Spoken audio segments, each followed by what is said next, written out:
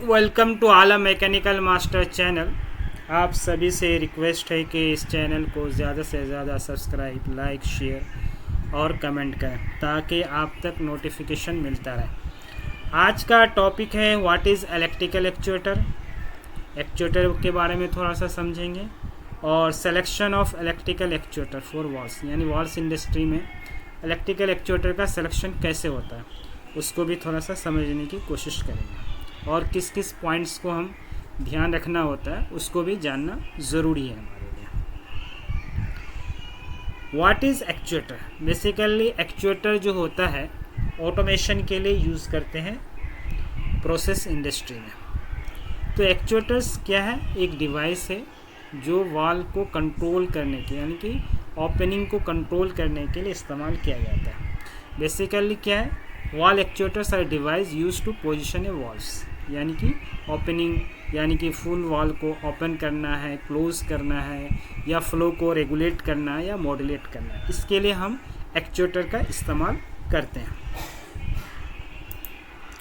Actuator का इस्तेमाल basically क्या करते हैं? फुल ओपनिंग एंड क्लोजिंग के लिए, रेगुलेटिंग के लिए और मॉड्यूलेटिंग के लिए। बेसिकली ये 3 पर्पस होते हैं किसी भी एक्चुएटर के यूज़ करने के लिए। और एक्चुएटर बेसिकली 2 तरह के होते हैं, न्यूमेटिक एक्चुएटर्स जो वॉल इंडस्ट्री में यूज़ होते हैं, और इलेक्ट्रिकल एक्चुएटर्स और इलेक्ट्रो हाइड्रोलिक एक्चुएटर्स। तो बेसिकली आज जो हम पढ़ेंगे वो इलेक्ट्रिकल एक्चुएटर के बारे में समझना चाहेंगे। तो इलेक्ट्रिकल एक्चुएटर में बेसिकली 2 तरह के मोशन हमें मिलते हैं, रोटेशनल मोशन और लीनियर मोशन। ठीक है। एक्चुएटर को थोड़ा सा ब्रीफली हम समझ लेते हैं कि एक्चुएटर्स कैसे वर्क करता है, उसका क्या मैकेनिज़्म है, उसको थोड़ा सा जान लेते हैं। तो एक्चुएटर बेसिकली एक्चुएटर्स के लिए क्या है? इनपुट है। इनपुट एज ए इनपुट हम पावर सप्लाई करते हैं, पावर सप्लाई देते हैं। 3 फेज सिंगल फेज का सप्लाई होता है और सिग्नल देते हैं कंट्रोल करने के लिए एक्चुएटर्स को। ठीक है। ये एक्चुएटर्स को हम सारा डायरेक्शन देते हैं, ठीक है, थ्रू किसके? केबल के थ्रू। यहाँ से हम सिग्नल देते हैं और ये एक्चुएटर्स हमें क्या देता है? आउटपुट देता है। जो ये हमारा यहाँ एक वॉल लगा हुआ, इस वॉल के अंदर डिस्क है, जो डिस्क क्लोज एंड ओपन होता है या उसको फिर रेगुलेट करें अपने रिक्वायरमेंट के थ्रू। और इसमें क्या होता है? पाइप है, इस पाइप के थ्रू फ्लूइड हमारा फ्लो करता है। तो आउटपुट क्या है? हमारा वॉल है, वॉल को हमें कंट्रोल करना है, यानी कि ओपनिंग, क्लोजिंग, रेगुलेटिंग करना है, मॉड्यूलेटिंग करना है इस फ्लो को, रिक्वायरमेंट, इसके प्रोसेस को समझने के लिए, यानी कि इधर से हमारा फ्लूइड कितना बाहर जाए, यानी एज पर रिक्वायरमेंट फ्लो को हमें करना है। ठीक है। क्योंकि इधर से फ्लो आ रहे हैं हमारे, इधर से फ्लो आ रहे हैं, सारा फ्लूइड आ रहा है, इस फ्लूइड को हमें कंट्रोल करना है थ्रू एक्चुएटर्स। तो इस एक्चुएटर्स को हमें क्या करना पड़ेगा? कहीं से कमांड देने पड़ेंगे, यानी कि 3 फेज सप्लाई और सिग्नल के थ्रू इस एक्चुएटर को हम कंट्रोल करेंगे। और एक्चुएटर क्या करेगा? इस जो वॉल है, इस वॉल के जो डिस्क है अंदर, उस डिस्क को क्या करेगा? ओपन और क्लोज करेगा। तो बेसिकली ये जो बटरफ्लाई वॉल लगे हैं तो इसमें हमें रोटेशनल मोशन मिलेगा, बाकी को ऐसे वॉल हैं जिसमें हमें लीनियर मोशन भी मिलता है, गेट वॉल वगैरह।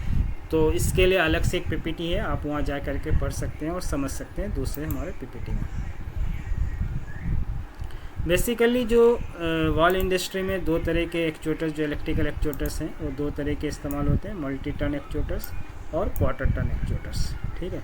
मल्टी टर्न एक्चुएटर्स में क्या होता है? It is capable of withstanding thrust apply to the valve and transmits torque to the valve for at least 1 revolution, यानी 1 रेवोल्यूशन के लिए वो जो एक मोटर लगे हुए थे एक्चुएटर्स वो जनरेट करता है। ठीक है। और बेसिकली क्वार्टर टर्न एक्चुएटर्स जो है गेट वॉल्स में हमें यूज़ करते हैं उसका, ठीक है, लीनियर मोशन के लिए। और क्वार्टर टर्न गियर बॉक्स क्या है? It transmits torque to the valve for a rotation of 90 degree revolution और लेस, यानी कि लेस देन 1 रेवोल्यूशन रहता है। और बेसिकली ये 90 डिग्री रेवोल्यूशन के लिए ही यूज़ करते हैं, इसलिए क्वार्टर टर्न एक्चुएटर कहलाता है। और it does not have to be capable of withstanding axial thrust. ठीक है। और इसका एग्जांपल है, एक कॉमन एग्जांपल है बटरफ्लाई वॉल्व्स का में इसका क्वार्टर टर्न एक्चुएटर हम यूज़ करते हैं। तो एक्चुएटर्स के लिए बेसिकली क्या है, कुछ पॉइंट्स को हमें कंसिडर करना होता है जो कि एक्चुएटर्स के ऑटोमेशन के लिए। सबसे पहला जो पॉइंट है सेफ्टी है, ठीक है। दूसरा है reliable operations, control and processing system, inaccessible और remote wall location, cost, excessive wall torque, emergency response, whether it is fall, ये सारे कंसिडरेशन पॉइंट्स हैं। उसके बाद एक्चुएटर का जब हमें सिलेक्शन करना होता है तो उसके लिए भी कुछ पॉइंट्स हैं। पावर सोर्स क्या है, 3 फेज़ है, सिंगल फेज़ है, वॉल टॉर्क्स क्या है, फेलियर मोड क्या रहेगा, कंट्रोल की एसेसरीज़ क्या रहेंगे, स्पीड ऑफ ऑपरेशन क्या रहेगा, फ्रीक्वेंसी ऑफ ऑपरेशन क्या रहेगा, 1 टाइम होगा, 2 टाइम्स होगा, या कभी ओपन क्लोज करना है, प्लांट के इन्वायरमेंट्स क्या रहेंगे, हजार्डस रहेंगे, नॉन हजार्डस क्या रहेंगे, साइज़ ऑफ वॉल क्या रहेगा, सिस्टम कंपोनेंट क्या कॉस्ट क्या होगा, सिस्टम मेंटेनेंस क्या रहेगा। ये सारे पॉइंट्स जो है हमें एक्चुएटर सिलेक्शन करने के लिए ध्यान में रखना होता है। अब कुछ जो हैं कस्टमर के डाटा शीट वगैरह में मिल जाते हैं कि हमें उनको कस्टमर को किस तरह का एक्चुएटर्स चाहिए। तो बेसिकली उन कुछ स्पेसिफिकेशंस आते हैं तो उसमें हमें ध्यान देना पड़ता है, उसको पढ़ना पड़ता है, समझना पड़ता है, उस हिसाब से हम एक्चुएटर के सिलेक्शन करते हैं। एक तो सबसे पहला पॉइंट है कि वेदर प्रूफ होना चाहिए, नहीं होना चाहिए, हजार्डस है, मोटर वोल्टेज क्या रहना चाहिए, रिमोट्स के लिए integral starter, torque switches, manual overrides, speed controls क्या रहेंगे, ठीक है। उसके बाद electronic speed controller, position transmitter, space heater वगैरह, ये सारे बेसिक रिक्वायरमेंट्स हैं जो आमतौर से हर एक्चुएटर्स के अंदर रहता ही रहता है, जो हमें इसको समझना है। उसके बाद एक्चुएटर के सिलेक्शन करने के लिए 2 फैक्टर बेसिकली कंसिडर किया जाता है, मीडिया फैक्टर्स और सर्विस फैक्टर्स। ये दोनों फैक्टर्स को हम बेसिकली कंसिडर करते हैं कि मीडिया क्या है और सर्विस फैक्टर्स क्या है। मीडिया फैक्टर्स की जो सर्विस हैं, क्लीन वाटर्स हैं, क्लीन पार्टिकल फ्री लुब्रिकेटिंग है, सेलरीज एप्लीकेशंस है, गैस है, सैचुरेटेड स्टेम्स है, गैस है, सुपर सैचुरेटेड स्टेम है, गैस है, डर्टी अनफिल्टर्ड है, लिक्विड है, ब्लैक लिक्विड है, लाइम सेलरी है, लिक्विड किस तरह के हैं उसके बेसिस पे आपका हर एक का फैक्टर्स है। जैसे ये फैक्टर्स 1 है, क्लीन पार्टिकल फ्री है, क्लीन पार्टिकल फ्री लुब्रिकेटिंग है 0.8 है, 2 है इसके लिए 1 है, इसके लिए 1.3 है, इसके लिए 1.5, यानी हर एक एप्लीकेशन के लिए अलग अलग फैक्टर डिसाइड कर रखे हैं। उसके बाद सर्विस है कि सिंपल ऑन ऑफ है तो उसका जो फैक्टर्स है 1 है, थ्रोटलिंग मैनुअल थ्रोटलिंग सर्विस के लिए 1.25 है, पोजीशन कंट्रोल के लिए 1.5 है, वंस पर डे के लिए 1.2 है, 1.5 है, once per day month less के लिए 2 है, इसके लिए इतना है। तो ये बेसिकली फैक्टर सर्विस है, लेकिन ये सारे फैक्टर्स हमारे कस्टमर के स्पेसिफिकेशंस में भी मिल जाते हैं और कंपनी ने कुछ अपना डिसाइड कर रखा है, तो उसके लिए भी वहाँ से कर सकते हैं आप। हार्ड एंड फास्ट नहीं है, बट ये कि ये सिंपल फैक्टर्स हैं। एक्चुएटर सिलेक्शंस के लिए कुछ प्रोसीजर हैं, कुछ स्टेप्स हैं जो मैं आपको बताना चाहूँगा। पहला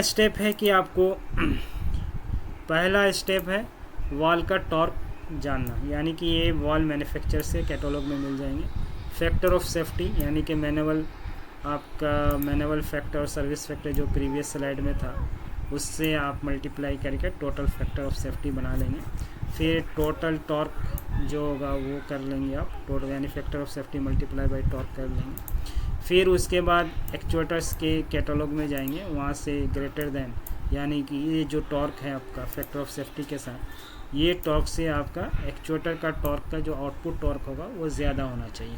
फिर आपके जो वाल के जो माउंटिंग्स हैं वो सारे को आपको देखना है और उसके मैचिंग करनी है, अगर नहीं है तो फिर कपलर एंड ब्रैकेट्स यूज़ होंगे। तो इसके लिए अलग सा एक स्लाइड है जो गियर बॉक्स सिलेक्शन के लिए, वहाँ जा कर के आप समझ सकते हैं और उसका इस्तेमाल कर सकते हैं, ठीक है। फिर उसके बाद क्या है कि अगर आपको एक्चुएटर के सिलेक्शन या डिफरेंट यानी कि MOR किसी से लेना है, एक्चुएटर किसी से लेना है, तो उसके लिए सिलेक्शन के लिए क्या है कि आप MOR का आउटपुट टॉर्क आप देख लेंगे, उससे भी ग्रेटर होना चाहिए। फिर उसका मैकेनिकल एडवांटेज ले लेंगे, इनपुट टॉर्क निकाल लेंगे, फिर एक्चुएटर के सिलेक्शन, एक्चुएटर के कैटलॉग में जाएंगे, उसके आउटपुट टॉर्क इस ये वाले टॉर्क से, इस वाले यानी कि इनपुट टॉर्क से ये ग्रेटर होना चाहिए, ये इनपुट टॉर्क से ये ग्रेटर होना चाहिए, तो ये आउटपुट टॉर्क से ज़्यादा होना चाहिए। ठीक है, उसके बाद आरपीएम क्या रहेगा उसको देख लेना है। फिर गियर बॉक्स यानी कि आपका एमओआर का गियर बॉक्स रेशियो क्या रहेगा, और क्वार्टर टन है तो डिवाइड बाई 4 करके नंबर ऑफ़ टन्स निकाल लेंगे।